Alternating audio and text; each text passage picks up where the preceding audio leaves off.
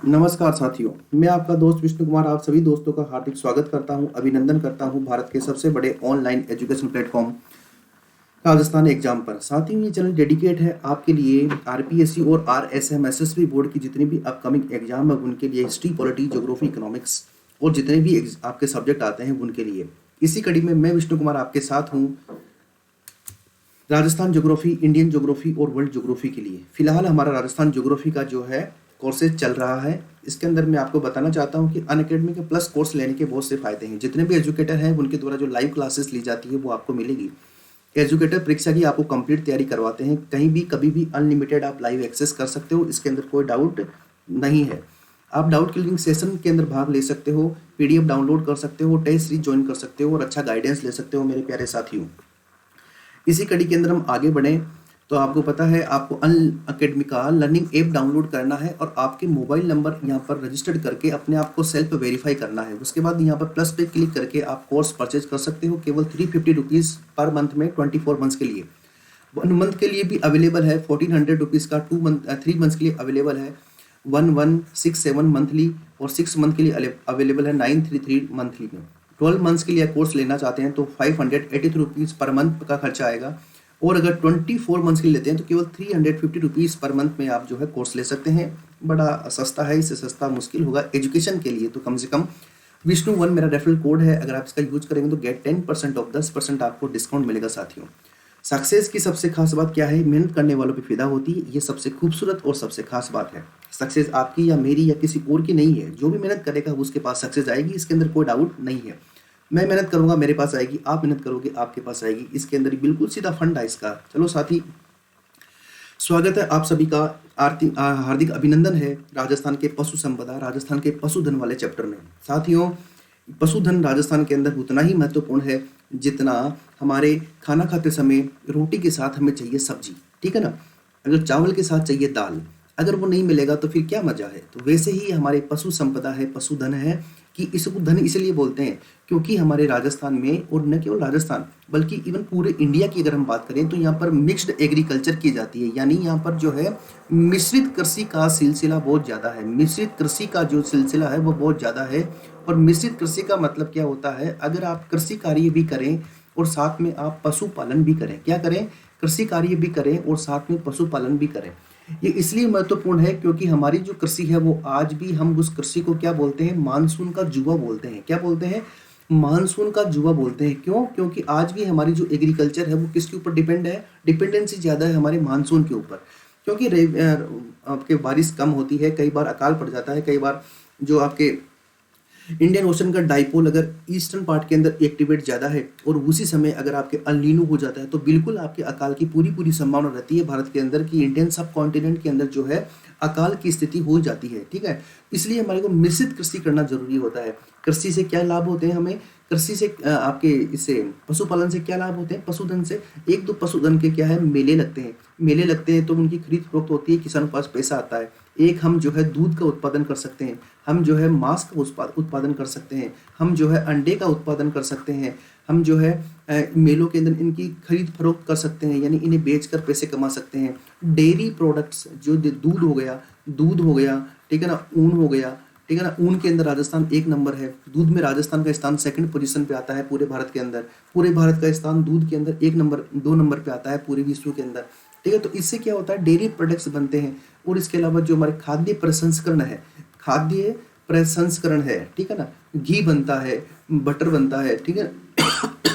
ये सभी आपके इसी उद्योग के ऊपर रिलेटेड है, इसलिए पशु संपदा बोलते हैं, पशुधन बोलते हैं।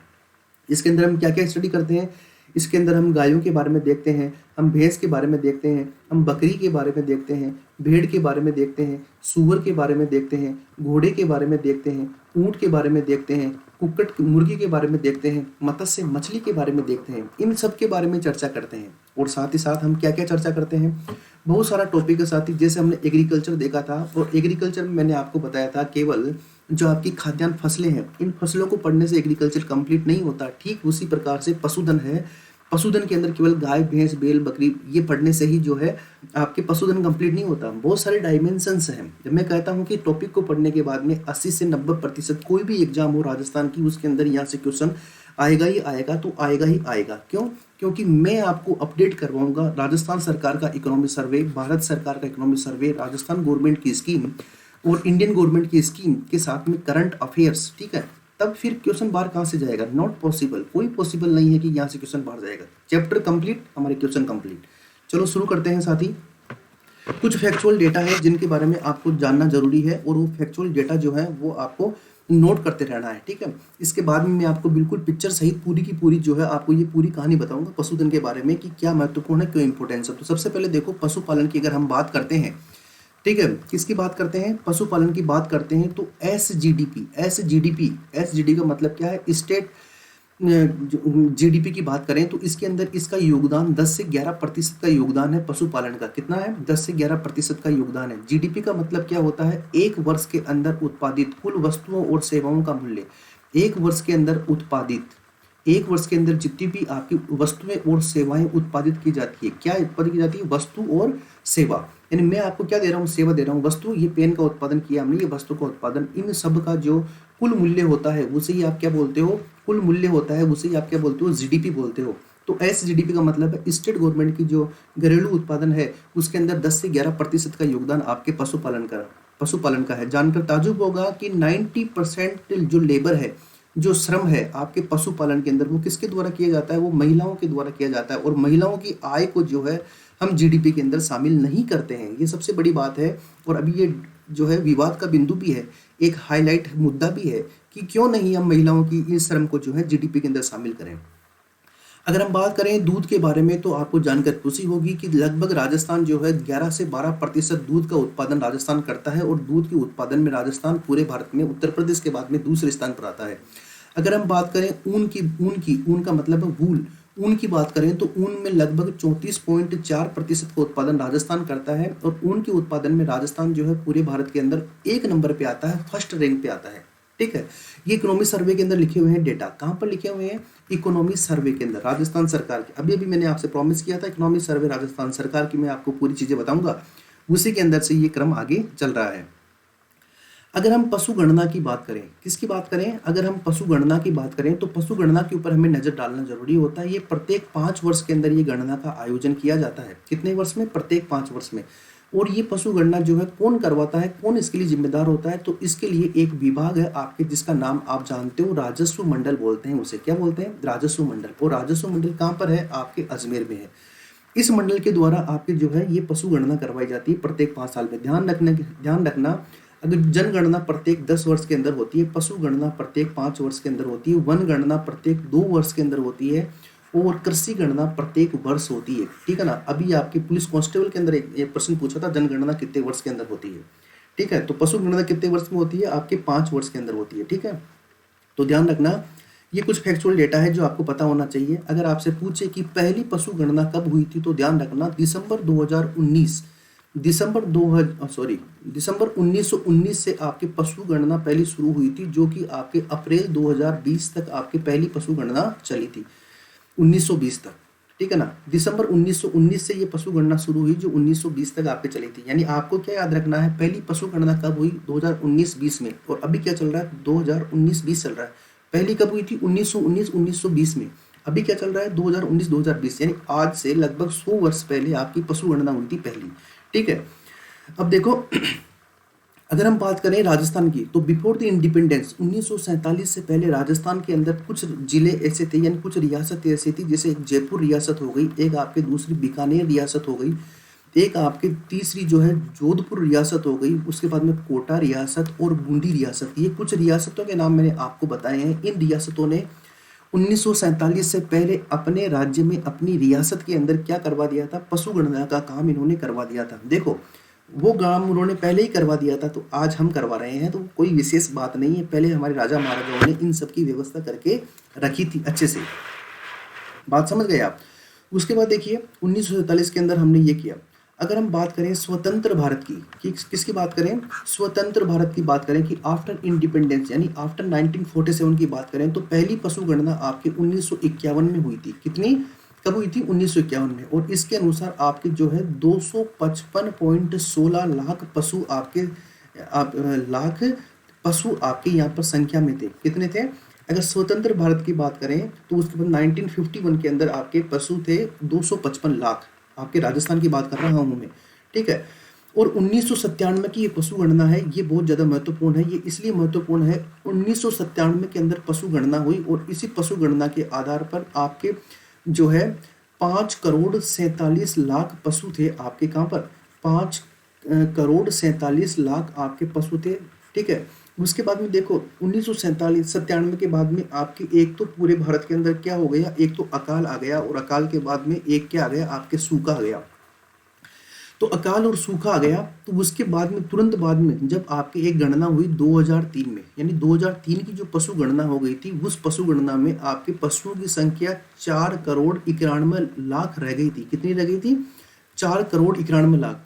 यानी 1997 से 2003 की जो गणना हुई उसके अंदर पशुओं की संख्या में 10.1% की क्या आ गई थी, कमी आ गई थी। इसलिए बता रहा हूं मेरे साथियों, तो कि आज तक के इतिहास में इससे ज्यादा कमी कभी भी नहीं हुई। पूरे भारत की बात करें तो आज तक के इतिहास में इससे ज्यादा कमी कभी नहीं हुई और न राजस्थान में इससे ज्यादा कमी हुई। 10% पशुओं की संख्या में कमी रहना अपने आप में मायना रखता है।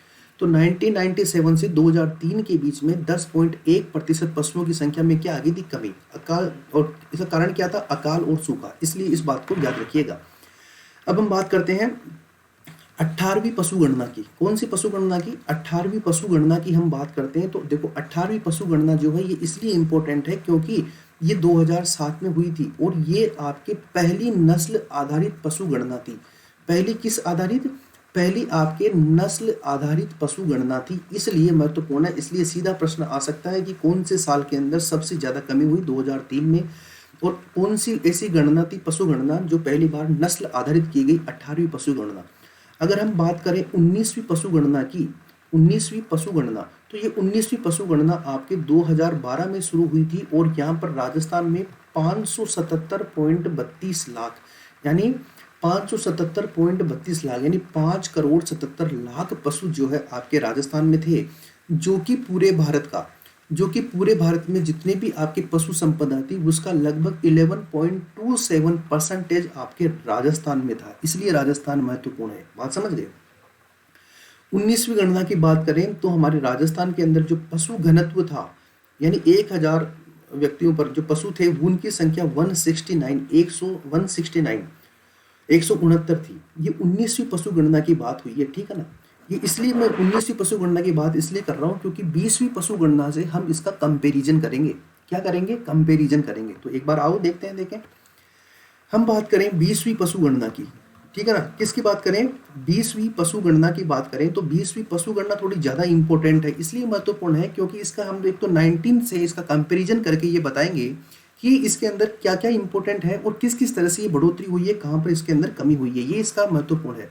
तो 20वीं पशु गणना की अगर हम बात करें तो 20वीं पशु गणना इसलिए महत्वपूर्ण है क्योंकि 20वीं पशु गणना एक तो आपके अक्टूबर 2018 से शुरू हुई। कब शुरू हुई? अक्टूबर 2018 से। और इसके आंकड़े जो है 16 अक्टूबर 2019 को इसके आंकड़े जारी किए गए। तो इसके आंकड़े कब जारी किए गए? 16 अक्टूबर 2019 को इसके आंकड़े जारी किए गए हैं। ये बात आप समझ गए होंगे बहुत अच्छे तरीके से। यानी 2018 से शुरू हुई और 12 महीने बाद ही 16 अक्टूबर 2019 को इसके आंकड़े जारी कर दिए गए। वैसे ये जो है 2017 के अंदर ही हो जानी चाहिए थी, लेकिन ये 2017 में नहीं हो पाई। क्यों? क्योंकि ये 20वीं पशु गणना आपके पहली बार डिजिटल गणना की गई थी। पहली बार, ये भारत में पहली बार जो पशु गणना थी वो आपके किस प्रकार की गणना थी? डिजिटल पशु गणना थी। कौन सी गणना थी? डिजिटल पशु गणना। बात समझ गए? तो ये भारत की या राजस्थान की पहली डिजिटल पशु गणना थी। यानी इसके अंदर क्या था कि जो आपके टैब होता है, जो भी पशु गणना करने वाला व्यक्ति टैब लेके जाता था, उस टैब के अंदर लिखता था कि किस नस्ल की गाय है और उसकी फोटो खींच के उसको सेव करता था। ये है डिजिटल गणना। इसलिए इसके अंदर टाइम लगेगा थोड़ा ज्यादा। क्यों? आप कह सकते हो ना कि साहब 2012 के बाद में 5 साल 2017 में हो गए, लेकिन 2019 तक क्यों नहीं किया? वो इसलिए नहीं किया क्योंकि ये डिजिटल गणना थी पहली।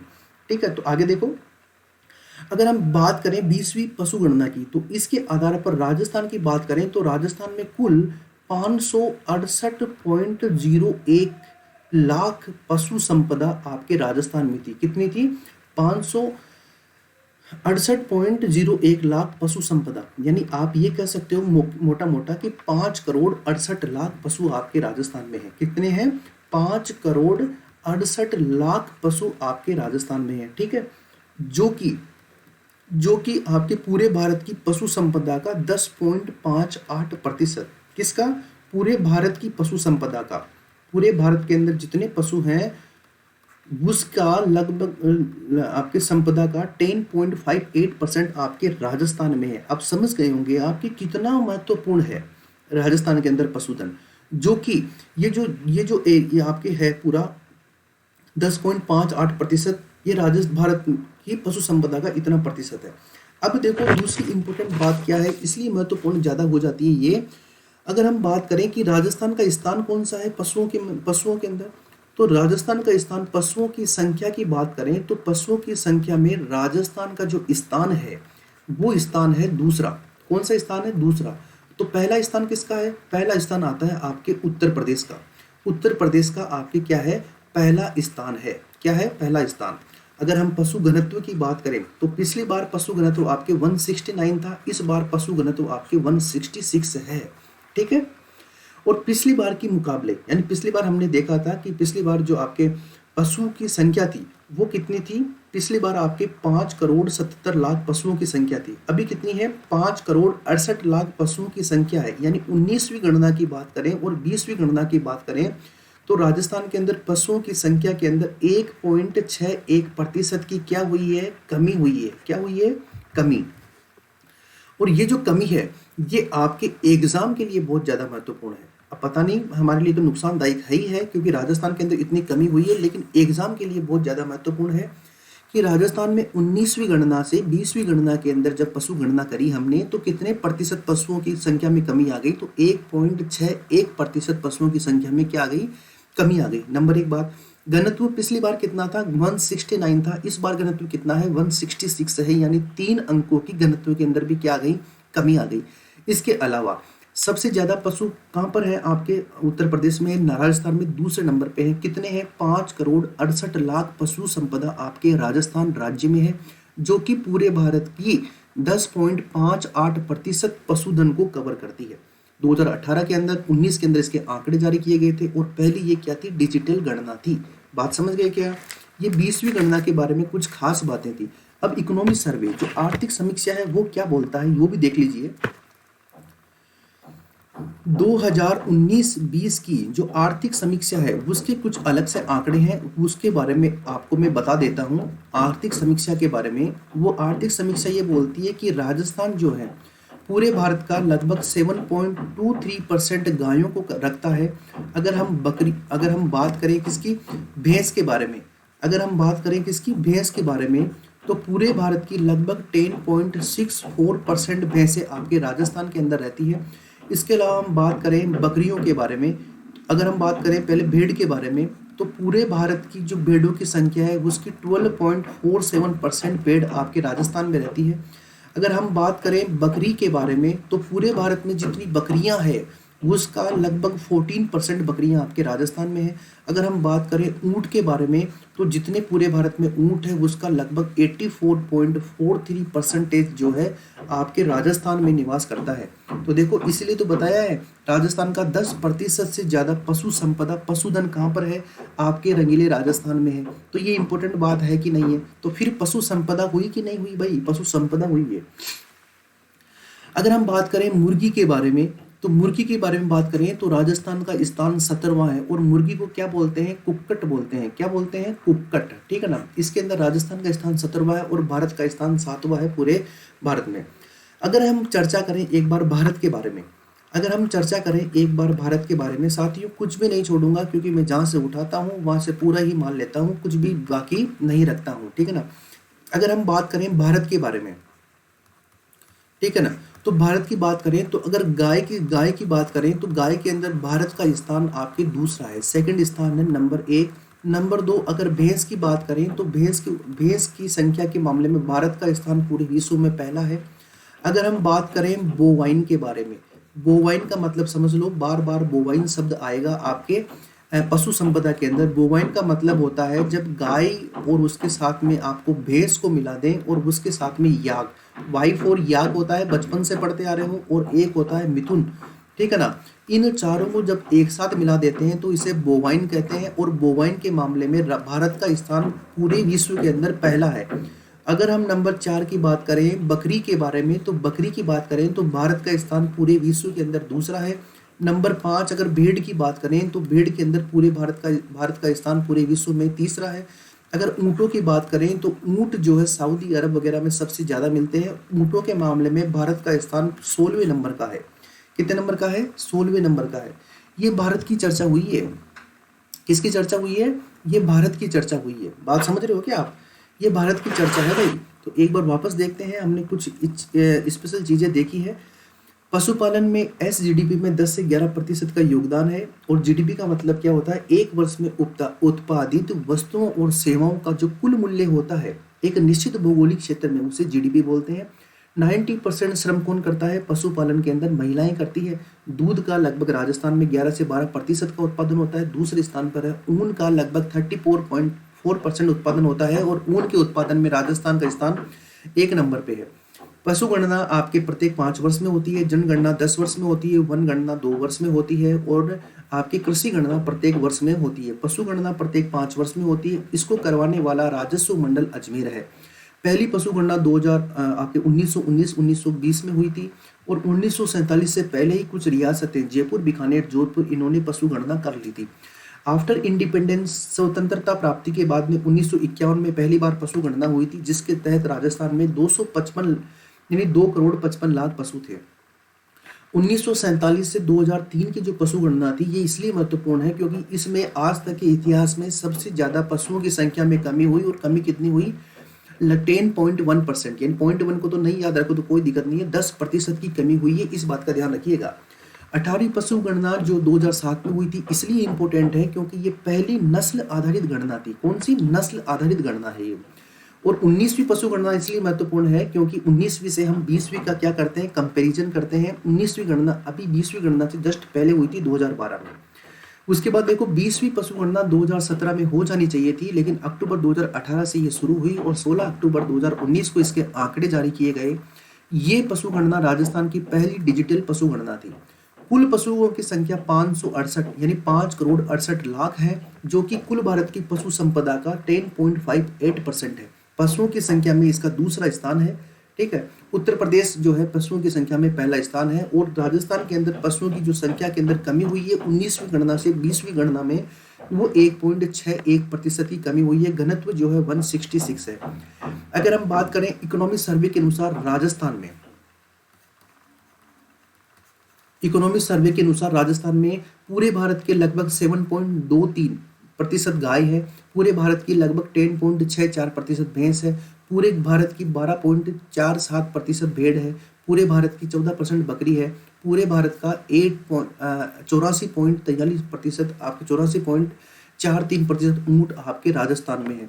ऐसे भारत की बात करें, गायों के अंदर भारत का स्थान दूसरा है, भैंस में भारत का स्थान पहला है। बोवाइन जिसमें ये गाय, भैंस, याक और मिथुन ये शामिल है, इसके अंदर भारत का स्थान आपके पहला है। बकरी के अंदर पूरा भारत पूरे विश्व में दूसरे स्थान पर है। भेड़ के अंदर पूरा भारत जो है तीसरे स्थान पर है। ऊँट के अंदर 16वें स्थान पर पूरा भारत आता है भाई, ठीक है।